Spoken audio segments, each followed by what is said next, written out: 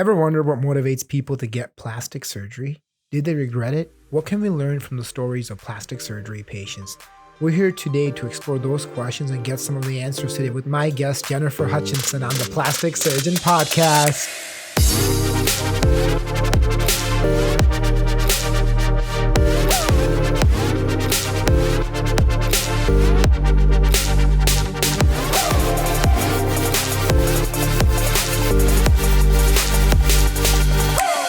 Hello, my friends, and welcome back, and thanks to all of our listeners for the amazing feedback.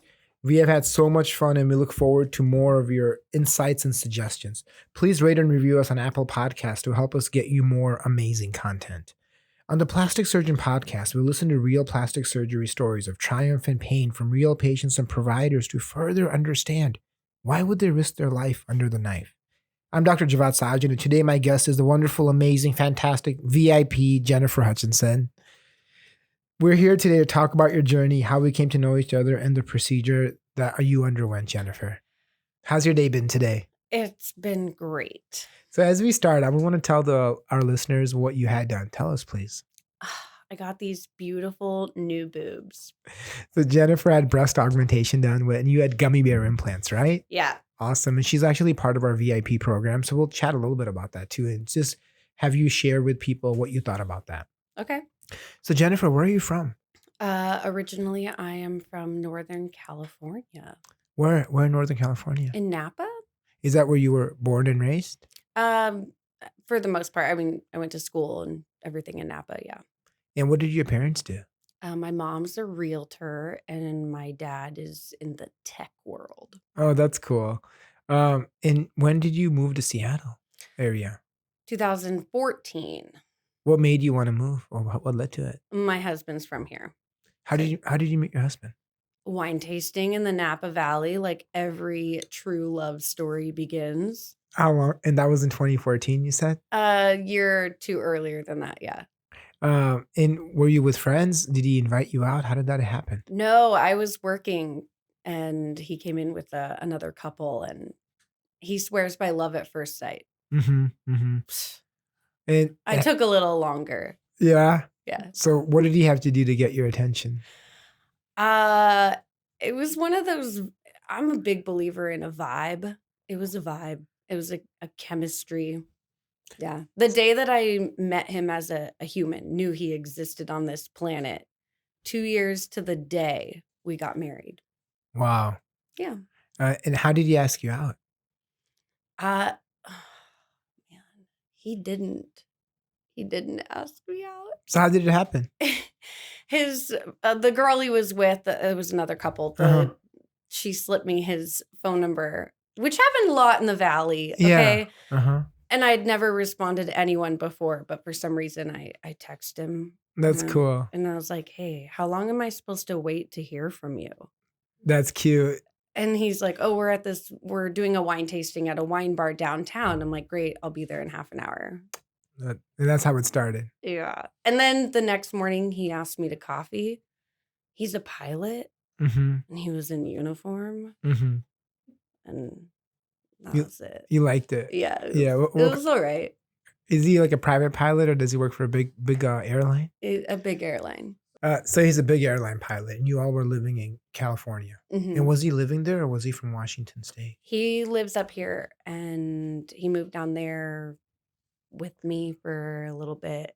And then a year later, we moved all the way up here. Okay. With my 2 kids. And then we had a baby. And when you were working at the winery there, when you came here, what did you do? I was working for a real estate company and ultimately decided when I moved that I was going to do it myself, go solo. Yeah. So you were an agent? I wasn't licensed in California. No, I just worked for a real estate team and a firm and did some back end paperwork, number crunching. And you did that part-time while you were working at the winery? Mm-hmm. And then when you came here, you wanted to go all in? Yeah. And you had pregnancies, right? Yeah. And you noticed did you notice some changes with your body with that? Oh, yeah. What changed, Jennifer? Well, let's see. I never had boobs, played sports, which was an advantage at that point to not have boobs. And then I had kids and nursed 3 of them. Wow. I don't know if you've been around a lot of nursing women, but some of your children tend to favor a boob. Mm-hmm. Mm-hmm. Yeah, all 3 of mine favored the same boob. Did you try moving them over? No, I hadn't thought of that. Of course I thought of that. Tried everything. Like, oh no, what a brilliant idea. Where were you? Like, of course I tried that. God, obviously. So they just I wouldn't. think at some point I even tried like hot sauce. Like, surely they don't like this one. It's like that nail polish to put on kids' fingers, right? Makes them sick. Nothing worked. And how long did they breastfeed those 3 kids? Far too long. Oh, you're a good Every mom. single one of them. Breastfeeding, you know how good it is for your children. There's no substitute. I mean, sometimes Right. people can, that's okay. Yes. But there's nothing better you can do during that phase if you're able to do that. Yes. What changes did you notice in your body during pregnancy and then after that? Okay, so at this point, we're going to talk about each boob independently because they were different. Let's do that. Yeah, great. So I have the one that everyone liked. That one was great. Even after nursing, coming in clutch. Mm-hmm. Looked great in a bikini, you name it. Mm-hmm. The reject boob, Okay, that's not mean. so much. You're being mean to your breast right now. Well, I can say that now because it's in the past. Okay. Now I love them both equally. Okay. The reject boob, I mean, I couldn't wear low cut tops or pick out certain bikinis. You had to like prop this one up, you know? Mm. Yeah. So how did you balance the bikinis to make them look level? How did they look off? Was one falling out, or tell us the difference? No, it's like I had the one great boob that they were both ever solid B's. Mm-hmm. Like one was almost an A and the other one was like almost a C. It was a pretty significant difference. They were different boobs. Okay. Literally. And that's what I hated about them. I wouldn't have minded it so much if they matched. Like if they were both small or they both looked good in a push-up. But it was if I put a push-up bra on, like Victoria's Secret has this add 2-cup push-up bra. Mm-hmm.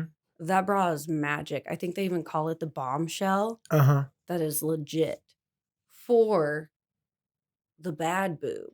Yeah. But the good boob, I mean, I'm getting areola busting out the top. Like nobody wants that. You know, date night, you just start. Okay, maybe some people are into that, but Yeah. you know, Most people wouldn't like that. right? Yeah. I mean, the public. Maybe Right. your husband might be okay with it. Yeah, that was the problem. The inconsistency between the two was the problem. Sure.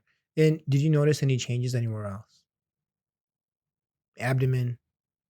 I feel like I'm supposed to say yes. No. Be honest. Absolutely. No. I want you to say the truth. If you say, not everyone does. This is not about sales. This is about your story. Okay. No, I got it. The rest is fine. Okay. I mean, my butt started dropping a little bit, and I'm like, "The hell are you doing? Get higher! Like you're supposed to be up here. Where are you going?" But that's it. And I think that's true. And I think for many women like yourself who have high quality skin, that take care of themselves, good genetics, they don't have a lot of changes, and that's awesome. And in that situation, surgery works well because you can really target what you may or may not want to do. Other women will have significant changes especially in their abdomen with 3 pregnancies.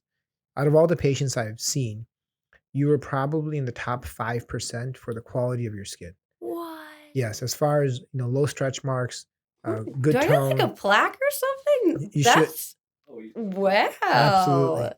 I feel so special. Well, it's true. You have great Thank genes you. and you have good physique and you take good care of yourself. And that's why you find yourself in a position where you can pick what you want to do and when. For some people, it's a more limited option. And we'll talk about that when we get into it. So you notice these changes in your body. And what did you think about them? How much did it bother you? I'd say different phases and seasons.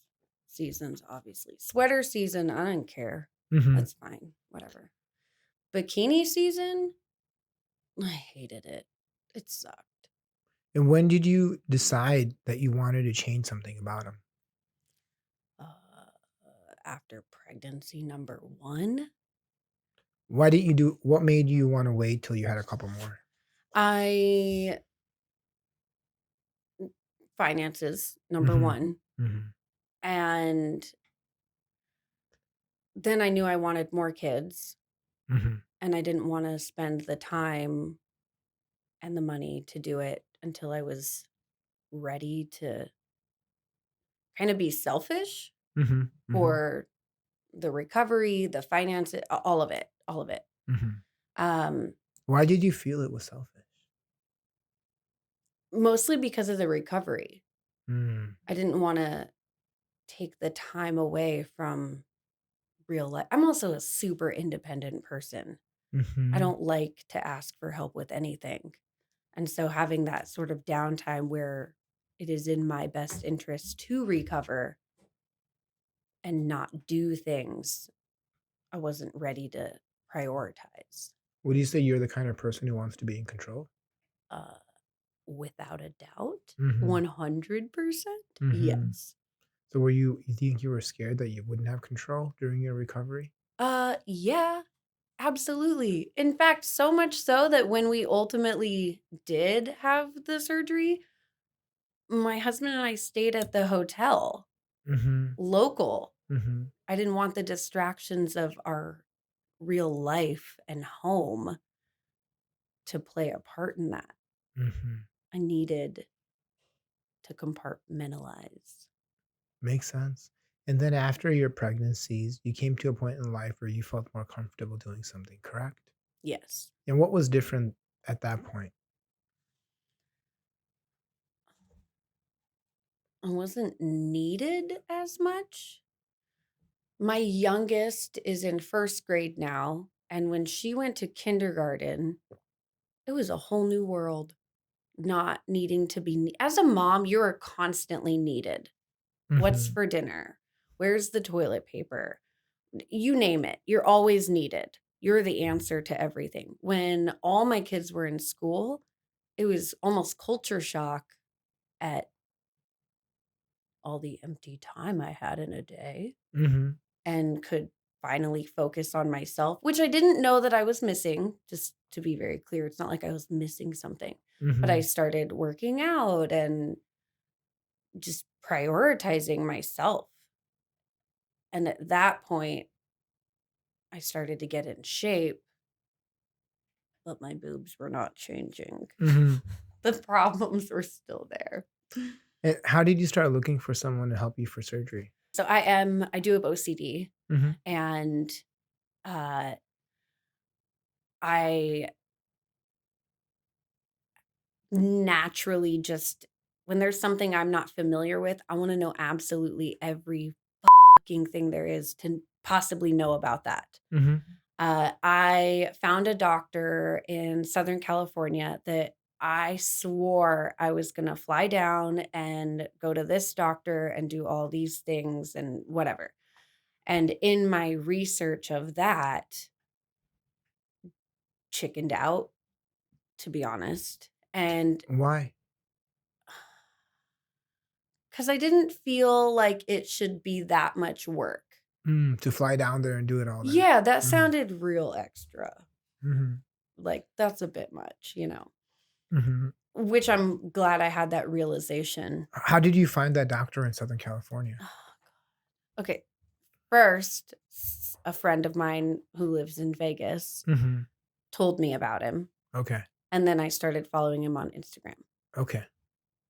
And his like catchphrase is the 24-hour augmentation. Sure. Yes.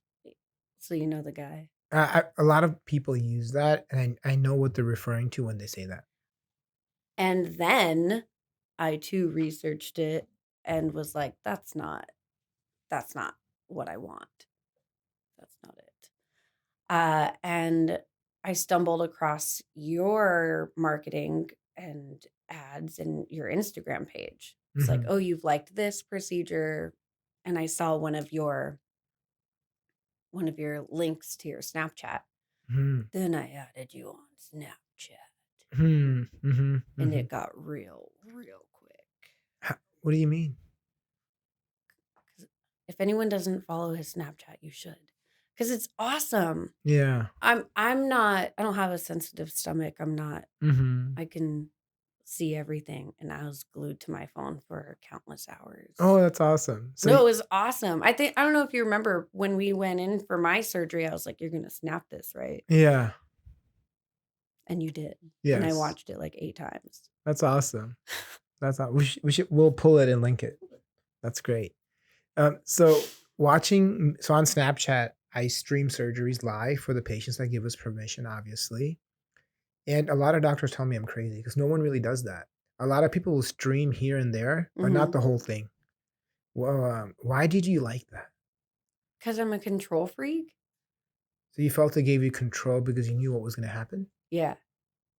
Yeah. and that gave you a level of ease. Yeah. Also, prior to this surgery, I'd never had a surgery. I've never stayed in a hospital. So, for that first surgery to be elective was a big deal also. Aside from watching this surgery and getting an idea of what was going on, what else did you like about it?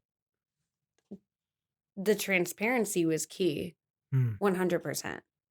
I mean, That's what everyone tells me was the number one thing. They love being open, and there's no secret. It's right there. You can see it. yeah. Yeah. And that gave you a level of comfort. 100%. Absolutely. Why is transparency important in a situation like this? Like, why did it matter? Because so much of the medical profession in general is a behind the curtain sort of vibe. Like you don't get to know what's happening back here. Hmm. And you completely remove the curtain. Literally. Yeah, yeah. Well, don't you think There's no curtain. that's true? Well, I think with the pandemic, it's become even more now. When and I understand and respect the restrictions, but some of my friends they deliver babies, they have to do it solo. It's even become more like that for a necessity. But what do you think about that? I think that the way of the world, we're almost doing a complete 180 here. I know. Everyone wanted technology, wanted it fast, instant gratification now. And I think now it's switching backwards. People are craving human interaction and a, a place, a place to belong, a place to be. Value and worth are two very different things. What's the difference? What? Tell me. Well, value and worth, like one has a monumental. What is it? What is that called again? Monetary value. Mm-hmm. And the other, and value is what it means to a person. And what's different now compared to pre-virus? I think they've switched. It used to be about what you had, and now it's a little more about who you are and the circle you keep. I see it. It's deeper. I agree with you 100%. Yeah. Absolutely. Everyone's changed what they value, who they value, and I think more importantly, how we value it, Yeah. Because you can't really do it the way we used to. I saw this meme on my phone I love about memes. no, no, it was There's a during meme for everything. it was during the 1900s flu pandemic, and this guy wanted to kiss his fiance, but they had all these restrictions. So he got on these long stilts, climbed on a building, kissed her on her window, then went back. The people always find a way. That's cute. Yeah. That's adorable. So you found me, you saw my Snapchat, you seemed to like that. And then you went to my IG. What other research did you do about local doctors and about me? Your website is very, whoever built out your website, great job. You clearly took a lot of time for the initial build out, and that is awesome. I like the ease of Hmm. how I could find everything, including contact information. And you replied. Hmm. Oh, you would be shocked at how few just general responses you get from anything, I know. anything. And I think all customer service has totally deteriorated because of COVID. Oh my gosh. There's no customer service. I can't even. I agree 100%. You have not dropped the ball on that. And from initial interaction to even this morning, all of it. Thank you. And that's awesome. And so you found our website, and Mhm. did you look at any other local doctors or just me? I did. I did look at two other local doctors. One was in Bellevue, and I think the other was in Seattle. And I honestly, I liked your VIP option. So tell us about the VIP option. What is that? So the VIP option was the reason it stood out to me was it was a one-on-one consultation, which I'm sure you do for everyone. It was a Mhm. one-on-one consultation. My husband's schedule is a little wonky, and so I figured we had more of a way to work with his schedule in going this route, which ended up being true. And I'm super thankful for because I wanted my husband to be a part of that as well. Mhm. And he doesn't have a normal schedule. Mhm. So that flexibility was amazing. And the fact that scheduling that consultation wouldn't push me back on scheduling my surgery. Mhm. Mhm. That that decrease in the gap between consultation to surgery was the key for me. Yeah, so the VIP program, as you know, it's a select program for certain people where we see them in the evening. The whole Mhm. office is closed. We don't have any other patients in the office at all. So a lot of people like yourself, a lot of celebs, people who are known, who don't want anyone to know, will come, and then you get special snacks. Yeah. And then you can come, and we guarantee you a surgery day within 6 weeks of that consult. And then and you get a private concierge who is one on one with you for the whole journey. And we're attentive to all of our patients, and the VIP patients, because they end up going through that expense, they get a private one on one person the whole experience. Did you think it was worth it? Yes. Yep. Yep. Do you Absolutely. mind saying how much the VIP consult was? It was a grand? Yeah, yeah, I Yeah. think so, something like that. Yeah. So and you would do it again if you had to do it? Absolutely. The difference is I knew that I wanted to have the surgery. If you were on the fence about having the surgery at all, then I could see some hesitation. But if you already know and you're just working out the details, by all means, go for it. Yep. Yep. So the difference between the other doctors and us was we had this VIP program. Did anything else stand out? Absolutely. So because I had two very different boobs, uh, I I didn't I looked for people that worked on not necessarily like botched because I didn't feel like I was botched. Mhm, I just I had two different issues and I wanted both to be resolved. And so the biggest reason that you stood out to me is because you did so much trans work mhm. that I felt like that's damn near art. That's really hard, and you're right. You're taking something from nothing or vice versa, and it looks flawless. Uh, that was the biggest thing that stood out is I felt like you were an artist and I needed some corrections to my canvas. Surgery is such a science and an art. Because when you do art, you create something and you're done. The challenge with surgery is you have to understand how it's gonna heal, and how it's gonna heal isn't necessarily how you finish on the table. You have to have predictions, assessments, and analysis on it. If I make this move, if I make this cut, if I release the pocket over here, if I put the implant in this direction, how is it going to ultimately pan out? The art is having a vision for what form you want to create.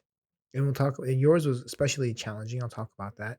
But then the science part of it is you have to know enough of the medicine and the surgery technically to execute those moves and plan it in a way that it ends up where you want to be. Yeah. And with transgender surgery, it's even harder. So when I have someone who's assigned female at birth, that person has a fold on their breast to work with. They usually have some cleavage. They usually have some side breast. They have a wider areola and nipple, and they have skin that's usually looser so you can fit an implant in. But when you start with a gender affirming surgery or doing surgery on somebody who's assigned male at birth, Jennifer, they don't have a fold. They don't have cleavage. They have very tight tissue. They have no side breast, and their areola and nipple is very small. And harder than that, a woman who's assigned female at birth, her nipple is more in the middle of her chest. Whereas someone who's assigned male at birth, the nipple is more to the side.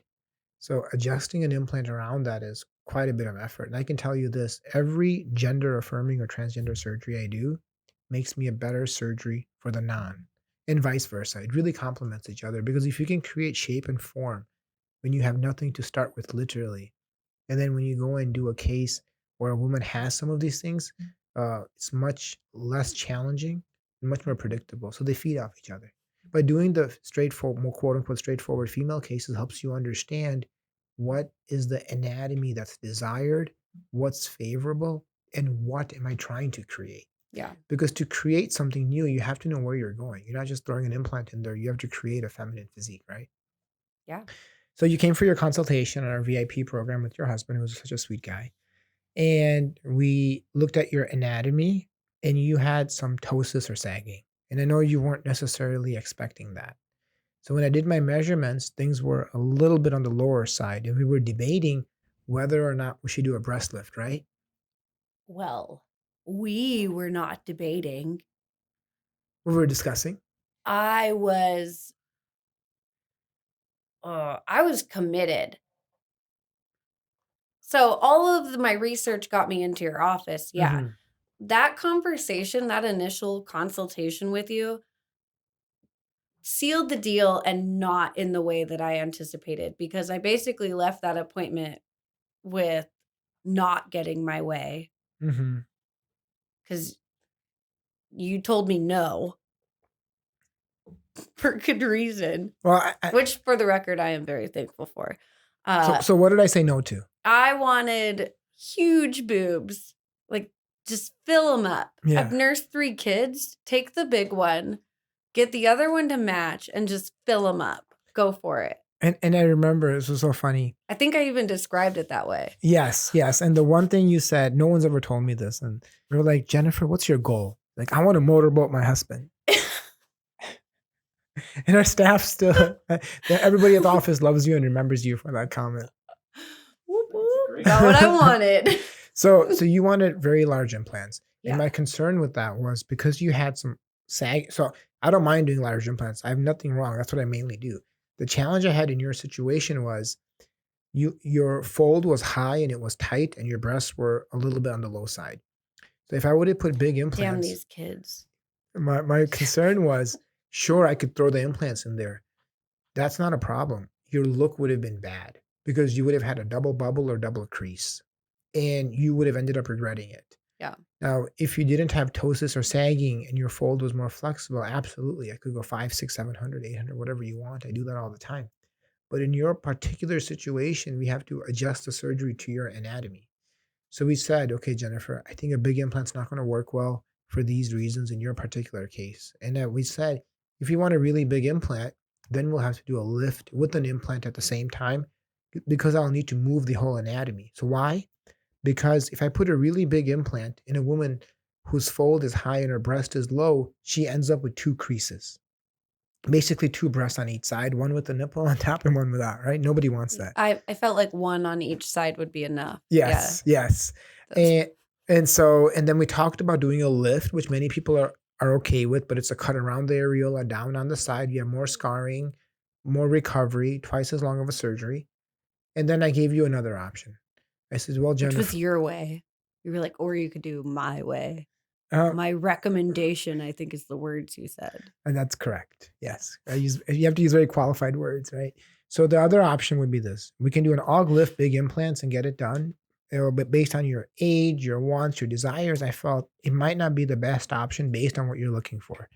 So we said, Jennifer, what about this? Let's look at the gummy bear implants. It won't be perfect, but I think it'll meet your goals. Where we'll do a nice full-size implant. We'll go through the fold, under the muscle, and we'll use different size implants to help create some more symmetry. It won't be perfect, but it'll give us more of a match, so you're more comfortable with it. How did you feel about that initially? Initially, I wasn't convinced. I mean, I committed that night and we booked it and we left. And I would say it took me about 3 days before I was emotionally committed What was your hesitation? that they weren't going to be big enough. And I shared with you that was a risk. Yeah. Ask me how I feel now. Ask me. How do you feel now? I love them. They're so good. Oh my gosh. Literally. So often I can't even tell you. I get into bed and I'm like, oh, I'm so happy I have these boobs. They're so cozy. Boobs are so cozy. Yeah. I did not know that. Yes. I did not know that boobs were cozy. Neither did I till just Oh now. my God, they're so cozy. That's Just good. cozy up to them. And they're the perfect size. I can still wear a top. Any bigger and I would not be able, like even some tops I squeeze into and I'm like, oh, I look like a porn star. These are a little big. But most tops I can still wear. Had I gone any bigger, Yeah. And that was the other thing. You're a very strong personality, very what? lively. I've never heard that Yes, before. yes, very vibrant and very determined. And when a doctor gets a patient like you, I think the naive doc who isn't experienced will sometimes let that patient walk over them and let the patient run wild with what they want. Mm, And I think in your situation, that would have been a very dangerous situation I agree. because you would have, although I respect your autonomy, I know what you want. The hard part is it's the doctor's job to understand what operation is going to meet the patient's goal, Yeah. not just do the implant the patient wants, right? And so that was our discussion. So different size gummies through the fold under the muscle. You didn't like it that much. We were concerned the size wouldn't make you happy, but we also said, well, if you don't like it, we can always do a lift or something down the road and put bigger implants. So we had a plan B, right? Yep, And that's true. and that's really important in surgery because had we committed to an aug lift right away, which I do a ton of, I did 3 last week, we would not have had any other options. We're committed to that. That's all we have, and we got to live with it. But based on my reading of your personality, your wants, your desires, I decided, Jennifer, my recommendation is let's start with this. Let's see how it goes. I feel it's going to work and you're going to love it. If we're not right, we can always do the other road. And the main reason I did that is based on your goals, what you wanted in your anatomy. I felt based on doing thousands of these, I believe, I could get you what you wanted with less risk, less cost, less operation versus doing exactly what you wanted. But I felt what you wanted wouldn't have got you to your goal. I Right. agree. So we did the operation. You committed emotionally 3 days. How was the lead up to the surgery? Awesome. Surprisingly, You were getting excited? yeah. Oh, I was so excited. Did you tell people? No. Family, friends, nobody? I mean, I told my mom. What did she say? I mean, she was happy. My mom has implants too. She has my whole life. So How was your husband feeling about all of this? good. He was good. Was he supportive or did he give you some pushback? Don't do it. No, he's not. But his only pushback, um, I don't even think that we actually talked about. So I hate the size of my nipples, not areola, but like actual nipple. I hate them. And I wanted to ask you about like, just chop those bad boys off and like, can I get some new ones? Some like cute little tiny ones. And he was super anti that. And ultimately we had a deeper conversation about it before I met with you. Or we met with you. Yeah. So you didn't know about that. That was the only hesitation I got from him. As far as actual augmentation goes, no, he's a fan. I had talked about this before our last baby. So it wasn't an overnight development. It had been something talked about for years. And he's always been supportive of whatever I want to do. My body, my choice. Yeah, that's cool. And overall, how was he during the recovery? A little angel.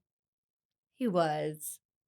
I was nervous about that. Mm-hmm. The recovery is, I would say, number one, the thing I was nervous about. You were worried about the pain?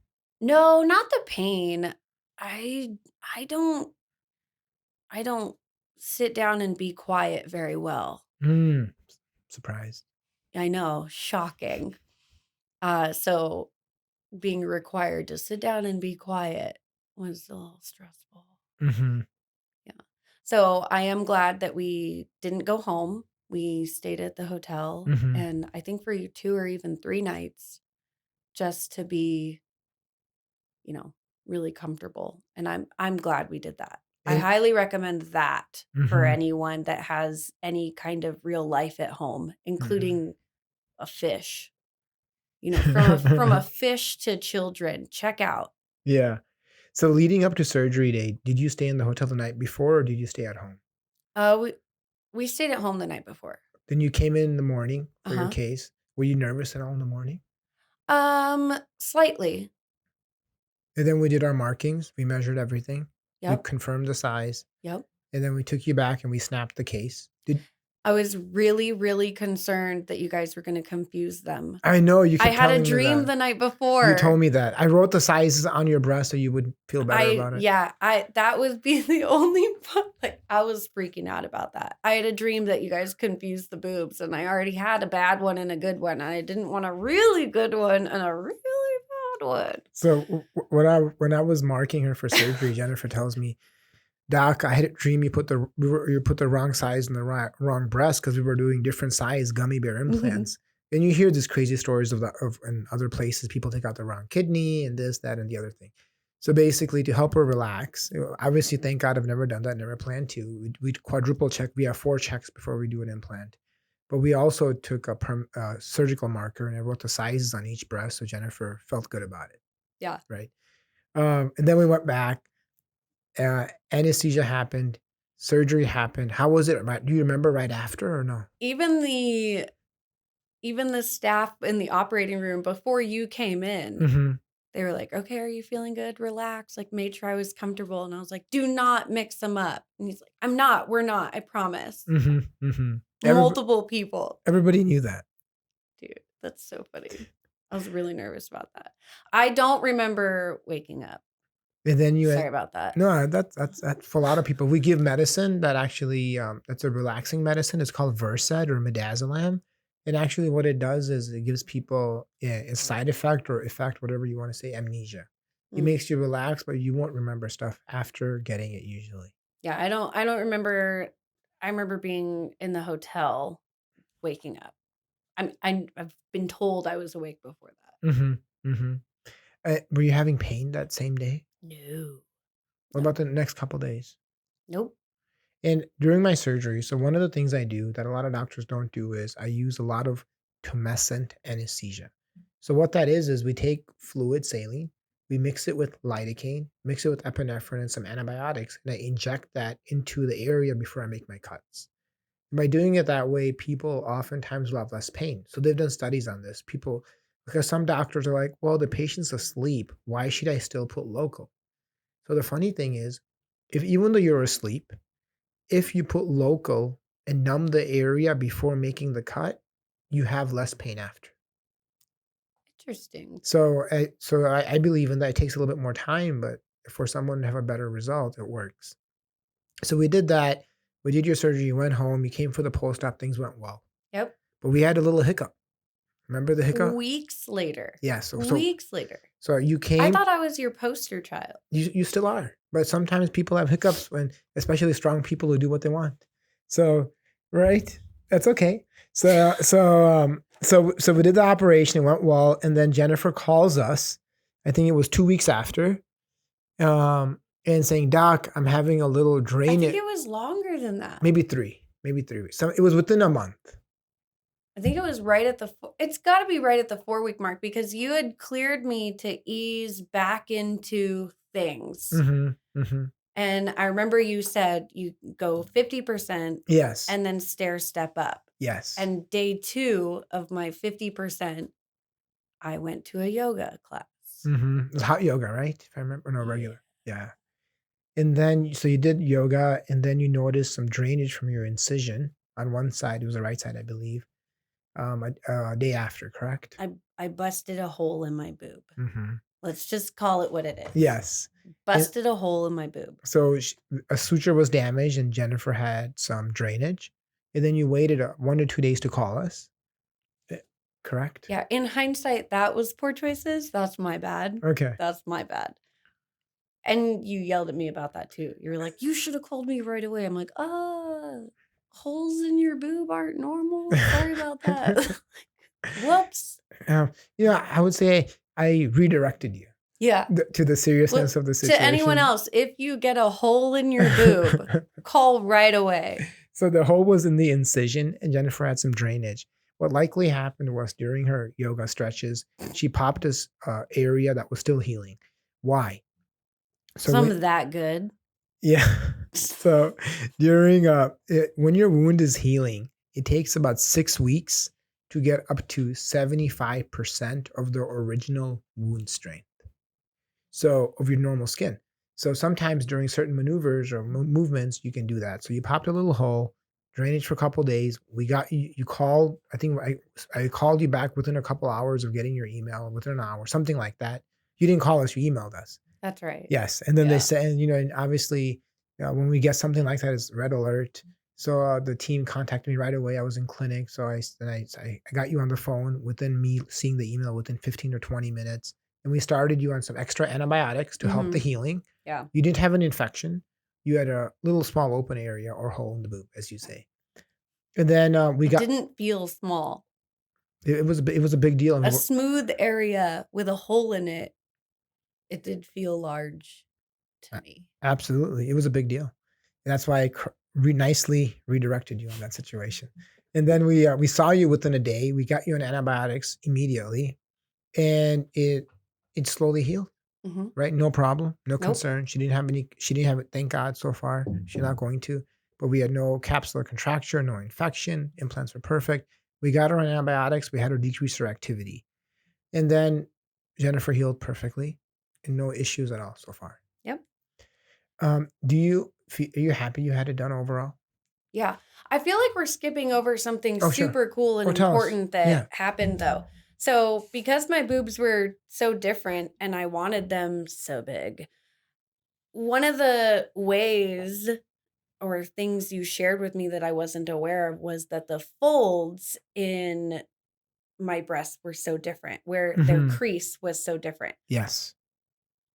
The magic on my body now, which is the only reason that I really do hope you post the pictures, is because you moved my crease from, the bad boob, the good, it doesn't matter. But you literally, that's faux. Like you made that whatever you. That's good. No, wherever you wanted it to be. That's a good point. So what we did was, so Jennifer had different sized breasts, mainly due to breastfeeding and tissue volume. One of the reasons she had that is because the inframammary fold, or the fold below the breast, were at different levels. See, I knew you were going to explain it better than me. So how do you make that better? So a lot of doctors will say you can't make it better, you got to live with it.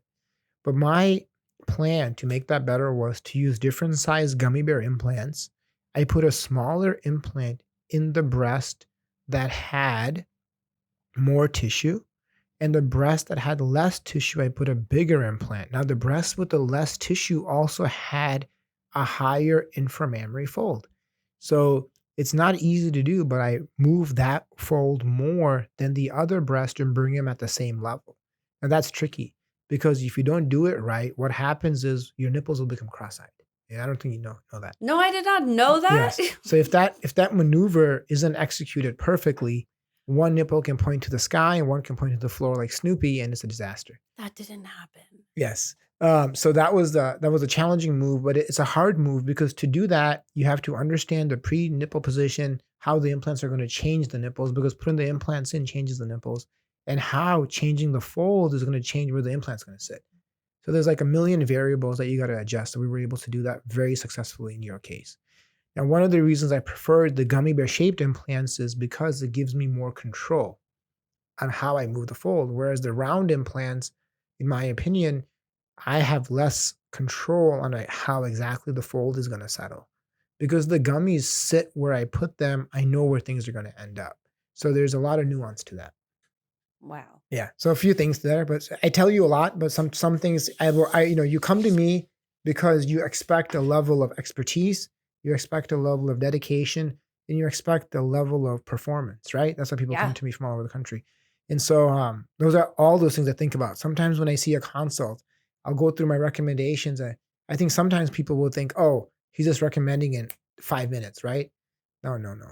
Before I make a recommendation, I've thought about a million things on how it's going to impact you, what you want, and how it's going to heal. And then I make my recommendation. Now, I do that quickly sometimes because I've done it so many times. Right. Right? You don't want me sitting there taking notes, writing things down, and then what should I Hemming do? and hawing about it. Yeah. There's no, once you know, you go with it. Yeah. But if you don't know, then it's a different story. So all of these things we've discussed are the ultimate reasons that I did go with you and why I'm so thankful for that. You are an artist. Thank you. It's very sweet of you. And moving that crease was a pretty big deal in my mind. And it's made a huge difference after the fact. Yeah. I'm very happy with all the things, all the changes. Is your relationship with your husband different now? I mean, there's a lot more motorboating. Okay. There's more different activities. If that's what you mean. Sure. Yeah. Lots of motorboating, yes. Has it changed how you dress? Yeah. Oh yeah. I wear crop tops now. That's a thing. Crop tops are everywhere. Whenever you go shopping, everyone's selling crop tops. It's Yeah, like a thing and right don't now. be a hater about that because I freaking love a crop top. What about- Everyone should love a crop top. We have people who come for interviews in crop tops. They don't make it past the lobby. What? Yes. Why? Job applicants. Well, I wouldn't wear a crop top I don't wear a crop top to a listing appointment. Or we have people who wear them to job interviews. Okay, no. Okay, Jennifer. I like overalls too, but I'm not going to wear overalls to what? No, stop it. That's Jennifer's public service announcement. Don't wear a crop top to a job interview. No, do not.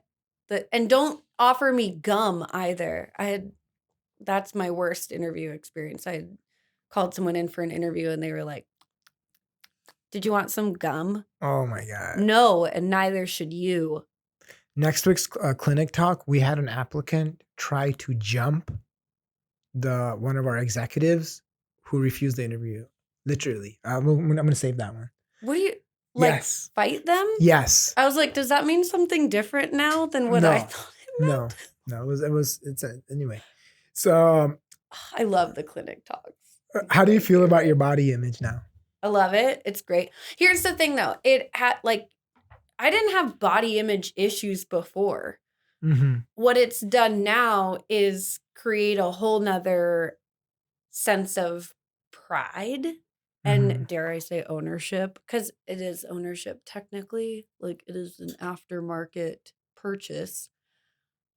I mean, I've just been an active person. I quote it because I'm like, not really, but whatever. Now I want to work out and see a difference in my body. Those efforts are more valued and appreciated. What's so different now, Jennifer, about plastic surgery today in the Instagram, Snapchat era than I would say 20 years ago? 20 years ago, when people had surgery, they wanted to fix. Now, people want to enhance. Whether it's filler, whether it's Botox or implants, the goal, it's not that I feel there's something wrong with me, but I feel I can be better, do better, look better. And that's why people are having it. And I think some of the previous generation of providers don't understand that. Like, for example, you go to some docs, they'll do very small implants. They won't listen to the patient. They'll just do what they want. They won't even do sizing like we do. And that's it, one and done. But that's not the goal anymore. No. And so since having these, like I said, now I work out. I take much better care of myself now than I did before. And I wasn't, I mean, yeah, I I wanted them to be corrected, but I wasn't losing sleep at night. It wasn't that bad. It was a luxury that I didn't feel like I had. Mhm. Mhm. In hindsight, I didn't know what I was missing. Going from A cups to double Ds, almost triple Ds. I really like these things. That's These are wonderful. awesome. Like, if the only thing I would do different is I would have done this a long time ago. I think I still would have waited until after kids Mhm. It 'cause I makes didn't sense. have kids. Yes. But I wouldn't have waited so long. I'm so happy with them, and I'm happy with the lifestyle I've created with them. Makes sense. Makes sense. Yeah. Well, thank you so much for being our guest today, Jennifer. Your story is truly amazing, and you have one of the most fun, amazing, and really, really beautiful personalities I've ever met. I've learned a lot. I know your ordeal will teach our listeners how and what to expect as they start their own journeys in cosmetic plastic surgery. I appreciate your time. I'm honored to have you as my good patient, and I would even say friend. Aw, thanks. Thank you. VIP. Yes, yes. Thanks for listening to the Plastic Surgeon podcast, and please rate and review us on Apple Podcasts to hear more great content. Tune in next week for Clinic Talk. For my live surgeries on Snapchat and my adventures throughout the week, catch us on all social media at Real Doctor Seattle. Bye. See you next time. Bam. One.